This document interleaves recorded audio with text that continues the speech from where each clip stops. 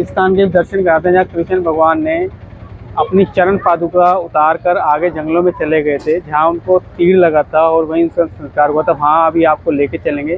पहले इस चरण पादुका वाले मंदिर में आपको लेके चलते हैं और दर्शन कराते हैं। बने रहिए हमारे साथ। जय राधे राधे।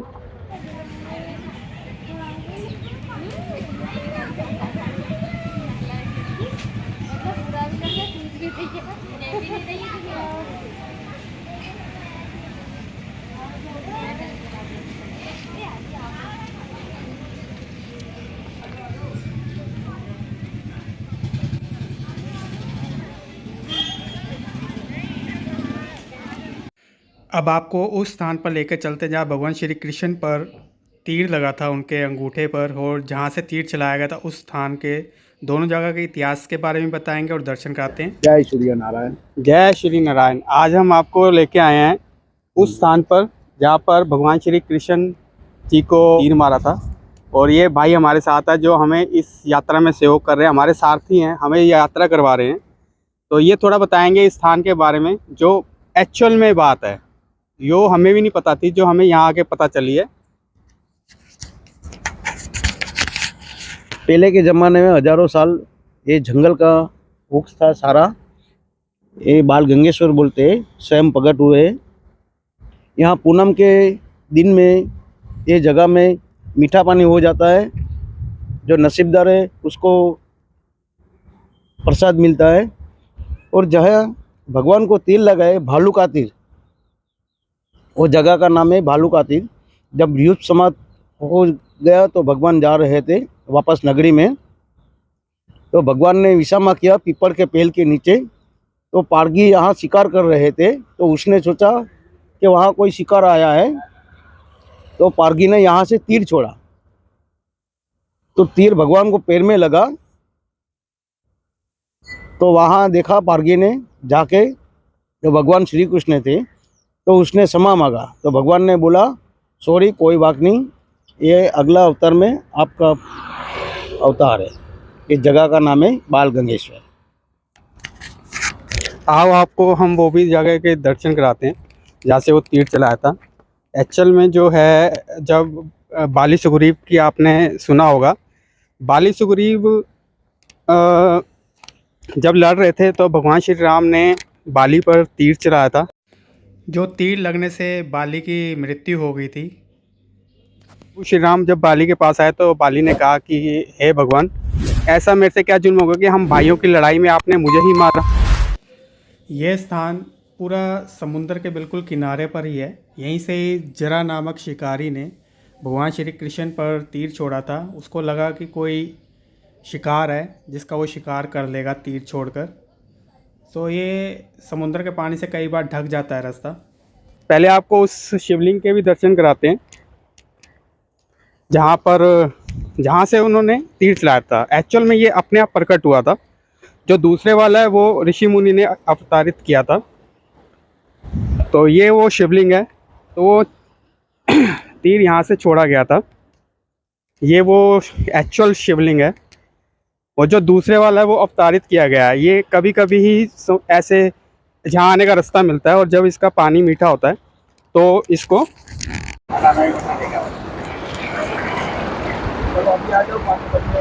चलो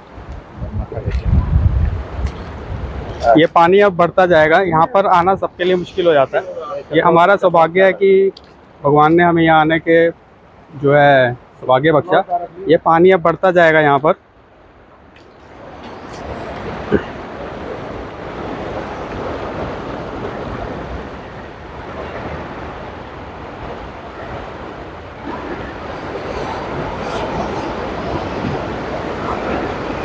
आ जाओ।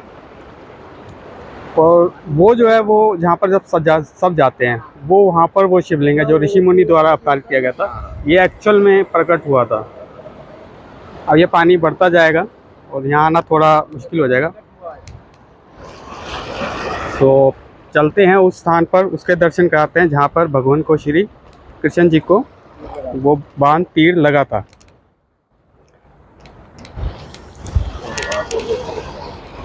ये सारा रास्ता अभी समुद्र के पानी से ढक जाएगा, फिर यहाँ आने का रास्ता थोड़ा बंद सा हो जाएगा। अभी थोड़ा रास्ता है, मैं थोड़ा आगे आ गया था तो मैं शिवलिंग में पानी चढ़ाना भूल गया था, जल चढ़ाना भूल गया था। सो मैं वापस गया जान जोखिम में डाल के शिव भगवान का नाम लेकर, क्योंकि समुद्र का पानी बढ़ता जा रहा था, शिवलिंग के ऊपर आता जा रहा था। तो मैं किसी तरह भगवान का नाम लेके वहाँ पानी चढ़ाने के लिए गया।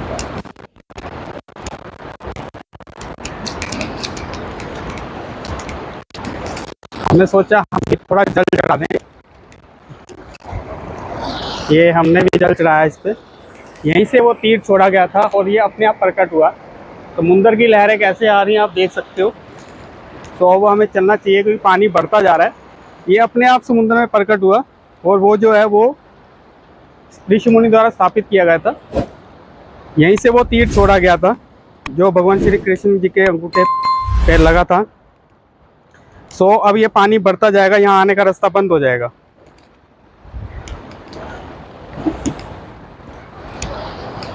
वीडियो अगर अच्छी लग रही हो तो शेयर कर दें ताकि और लोगों को भी इस इतिहास के बारे में पता चल सके।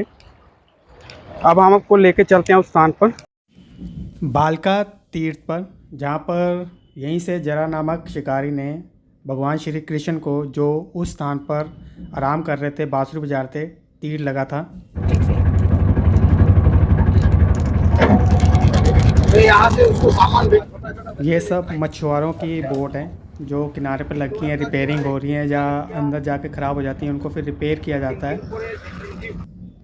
अभी सारी किनारे पे खड़ी हैं क्योंकि पीछे कुछ साइक्लोन की प्रॉब्लम आ गई थी यहाँ पर, तो सबको एक किनारे पे खड़ा कर रखा है। ये सब मछुआरों की बोट्स हैं जो कई कई दिनों तक समुंदर के अंदर रहती हैं, मछलियाँ पकड़ कर आती हैं।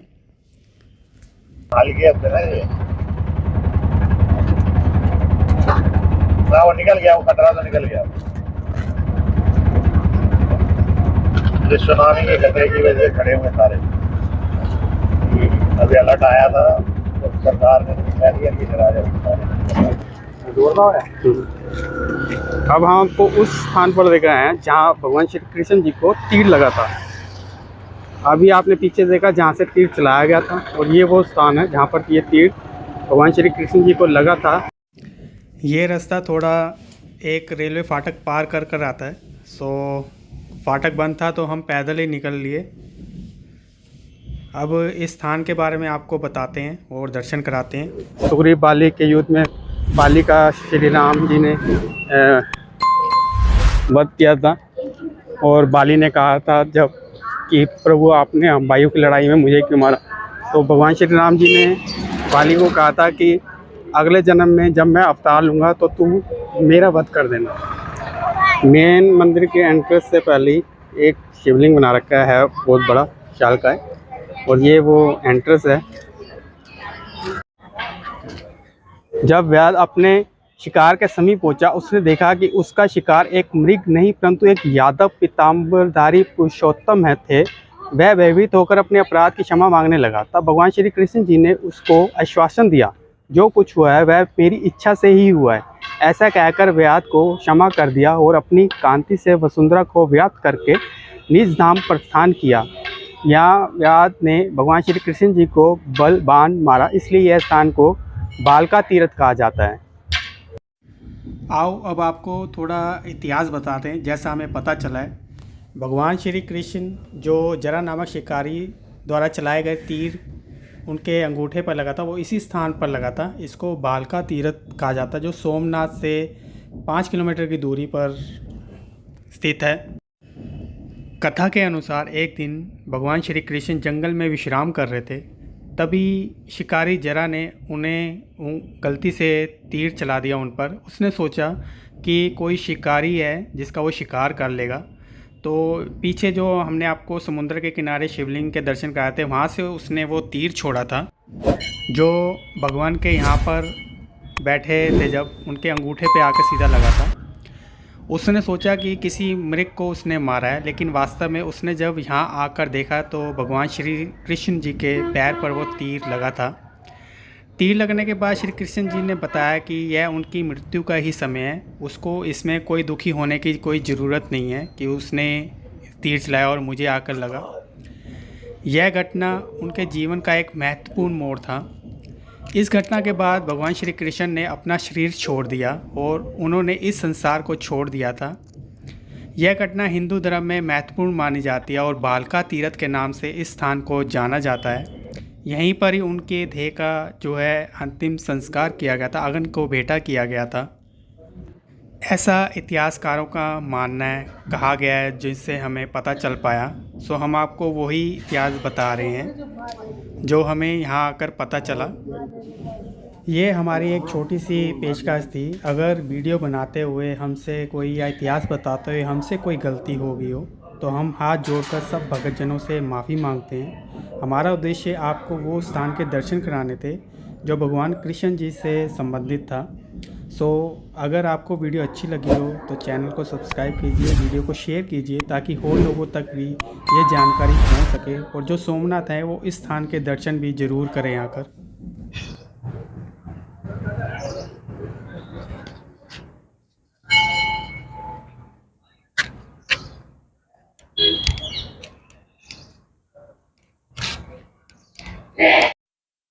तो ये था जो हमने आपको पूरा इतिहास, पूरे दर्शन कराए मंदिर के।